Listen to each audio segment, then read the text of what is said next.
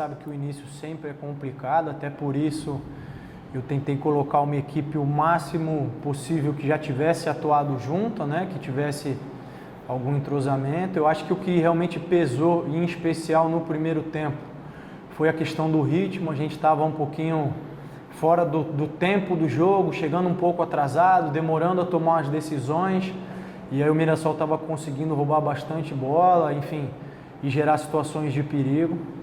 Eu acho que no segundo tempo a gente voltou com outra postura e teve o domínio no segundo tempo, apesar de ter tomado 2 gols, que foram em 2 lances, um do pênalti e outro numa bola que eles retomaram e ligaram o contra-ataque rápido. Mas sem dúvida nenhuma é um resultado que não deixa ninguém dentro do clube satisfeito, e agora a gente tem que procurar ajustar as coisas para na segunda-feira fazer um jogo diferente e buscar um outro resultado. Pergunta do Eberson, da 102. Barbieri, tomar 3 gols em uma partida é algo raro no time do Bragantino. Onde ocorreram os maiores erros para isso acontecer? Eu acho que na grande maioria, não, posso dizer em todos, né? Falhas pontuais.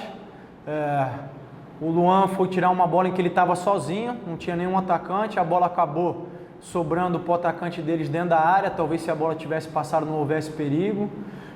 O lance do segundo gol, a gente até pode falar mais na frente, mas é um lance fortuito.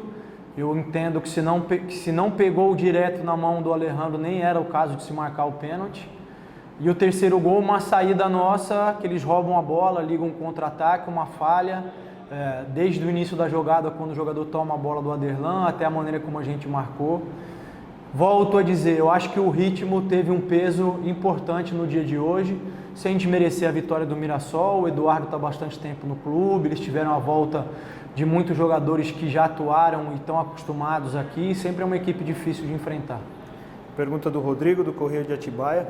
Dá para dizer que o time não se apresentou hoje na melhor condição física por muito tempo parado, por conta das férias, mas também em nível de concentração abaixo por conta de alguns erros técnicos mais simples? Eu acho que sim, eu iria mais para a questão da concentração e do ritmo de jogo, que é diferente da questão física, né? Eu acho até que a gente procurou trabalhar da melhor maneira e preparar todos para suportar o jogo até o final. A gente não teve nenhum caso de cãibra, nada, e muitos terminaram jogando os 90 minutos, mas eu acho que a diferença do ritmo de jogo, de conseguir acompanhar a velocidade da bola, de conseguir dar mais ritmo à bola, de conseguir manter a intensidade que sempre é habitual nossa, acabou fazendo a diferença. Pergunta do Eberson, da 102. Barbieri, em qual rodada você imagina que o time estará mais próximo do ideal fisicamente e tecnicamente? Olha, eu acredito que a partir do 3º, 4º jogo a gente já consegue ter uma outra dinâmica e voltar a ter uma apresentação mais próxima daquilo que todos vocês estão habituados, a torcida e todo mundo. Rodrigo, do Correio de Atibaia. Gostaria que você comentasse a escolha e a atuação do Leandrinho no jogo de hoje. O Leandro acabou sendo o jogador de velocidade que fez toda a preparação, porque o Elinho teve um episódio de Covid no início, o Tubarão vinha atuando, depois teve a Covid, o Arthur não veio hoje por conta da Covid, o Sorriso não tinha nem condições, apesar de ter chego no final. Então o Leandro, além de fazer uma boa preparação, era o jogador que a gente tinha à disposição com a característica que a gente precisava. Fazia muito tempo que o Leandro não jogava a quantidade de minutos que ele jogou hoje, então a gente fica feliz por isso, mesmo que o resultado tenha sido muito longe do que a gente espera, e é um trabalho tentar recuperar o bom futebol que a gente sabe que ele sempre teve. Pergunta do Diego, da 102. Barbieri, na próxima partida você acredita que possa promover a estreia do Johan? A gente teve um cuidado com ele, porque ele até se apresentou um pouquinho mais tarde, em função de como foi o ano do Atlético Mineiro, que é o ex-clube dele, vocês acompanharam, a temporada deles se esticou mais por conta da definição da Copa do Brasil, e até por isso ele se apresentou depois. E como é um jogador que a gente tem uma expectativa muito grande, que tem demonstrado que tem condição de nos ajudar muito, a gente procurou ser um pouquinho conservador. Então, apesar dele ter condição documental ou de documentação de jogo, a gente preferiu esticar um pouquinho para dar mais lastro físico, e é uma possibilidade. Eu preciso conversar com os departamentos amanhã para a gente ver isso, mas é uma possibilidade que ele possa estrear na segunda-feira. Pergunta do Tarso, do 102. Qual a avaliação do Miguel e por que ele não entrou antes diante das dificuldades de criação que o time vinha tendo? Eu acho que ele se portou bem, é um menino muito jovem ainda, é um menino que teria aí tranquilamente idade de estar disputando uma copinha, mas enfim, estourou muito cedo, vem de um período de inatividade muito grande. Eu acho que foram 15 minutos, um pouquinho mais que ele jogou, que demonstram coisas positivas para a gente. A ideia é que ele possa ir se aprimorando e pegando cada vez mais minutos e possa atender e mostrar todo o potencial que ele tem. Pergunta do Roberto, do Rádio Bragança, Jornal Mais Bragança. Os casos de Covid no elenco atrapalharam a preparação da equipe? Sim, sem dúvida. Acabei de citar o exemplo aí, a questão do Leandrinho, a quantidade de jogadores que a gente teve que não pôde fazer a pré-temporada, que já era curta, né? A princípio de 16, um pouquinho mais, que não conseguiu treinar durante todo esse período. A perda do Arthur atrapalhou bastante, sem dúvida nenhuma. Pergunta do Pietro, da Rádio Futebol Total. Apesar da derrota na estreia do Paulistão, o Leandrinho foi o destaque positivo do time nesse jogo. Um jogador que teve poucas oportunidades na temporada passada. Acredita que ele possa ser uma surpresa para essa temporada?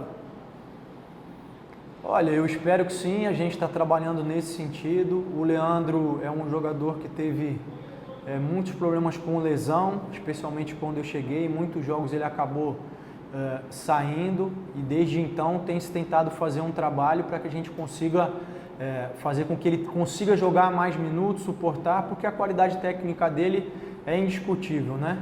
Então fico feliz que ele tenha jogado um bom período do jogo. Eu acho que ele tem condição de apresentar ainda muito mais do que ele apresentou. Pergunta do Silvio Loredo, da equipe Futebol Total. Barbieri, dá para justificar algumas falhas individuais, erros de marcação e desatenção em alguns momentos ao início da temporada ou não é por esse motivo? Olha, eu acho que é possível compreender por esse aspecto, né? Eu acho que justificar não, porque a gente tem grandes objetivos, a gente almeja fazer mais uma grande temporada e são erros que a gente não pode aceitar como normais, né? Mas é compreensível, isso que eu quero dizer, que no início de temporada aconteçam esses desajustes. O nosso papel é, a partir de amanhã, trabalhar, corrigir, acertar, para que a gente possa, na segunda-feira, cometer menos erros, conseguir se impor em relação ao adversário e conquistar um outro resultado, que era o que nós queríamos, que é o que o torcedor quer, todo mundo que acompanha quer. Para finalizar, a pergunta do Tarso da 102, queria que você comentasse a atuação do Alejandro, se o fato dele ter perdido o gol cara a cara pode tê-lo abalado em relação ao pênalti. E além disso, segundo o livro de regras da CBF, normalmente não se considerará infração se a bola tocar na mão ou no braço diretamente da cabeça ou corpo, inclusive o pé, do próprio jogador. E a bola tocou no pé do Alejandro antes. Você concorda com a marcação desse pênalti? Eu vou falar primeiro da atuação dele. Eu acho que teve bons momentos. É claro que a gente espera muito mais dele, mas pode ser uma questão de ritmo aí. Então a ideia é que ele possa ir se aprimorando cada vez mais. Conseguiu combinar algumas vezes com o Prachetti. Teve uma boa oportunidade em que eu acho que a bola acabou quicando, ele acabou estando por cima. Lances que normalmente ele costuma não falhar. Então fico feliz por esse lado. Em relação ao pênalti, aí eu vou comentar dois momentos. No primeiro momento eu estou absolutamente de acordo e vou mais além. Não só é o que diz a regra, como nós tivemos uma reunião com a Ana Paula, que é responsável pela preparação dos árbitros aí, com outras figuras importantes da comissão de arbitragem, e nos foi dito que em toque acidental não seria marcado. E se ele ergue o pé para tocar na bola e depois toca no braço dele, é evidente que não houve intenção, não teria nem como ele reagir devido ao tempo mínimo entre o toque no pé, que é o que ele foi fazer, e o toque no braço. Esse é o primeiro momento. E o segundo momento é que tem uma invasão clara antes do Camilo chutar, um jogador do Mirassol. O árbitro disse aos jogadores de campo que eles constataram a invasão, mas que quem fez o gol não havia invadido. Agora eu acho isso totalmente descabido. Eu não conheço aonde está escrito isso na regra, mas pode ser um desconhecimento meu. Até onde eu sei, existe um princípio básico em qualquer questão aí de regras, de leis, que é que você não pode beneficiar um infrator. Então, se o jogador do Mirassol invadiu a área antes do Camilo chutar, a equipe deveria ter sido punida com o tiro livre direto a favor da nossa equipe, porque ele invadiu o campo, né? Senão seria simples. Se um jogador meu de defesa invade e o atacante que vai bater o pênalti chuta para fora, ele também não participa do lance. E a orientação é que se volte a cobrança. Eu não consigo entender que se tenham 2 pesos e 2 medidas.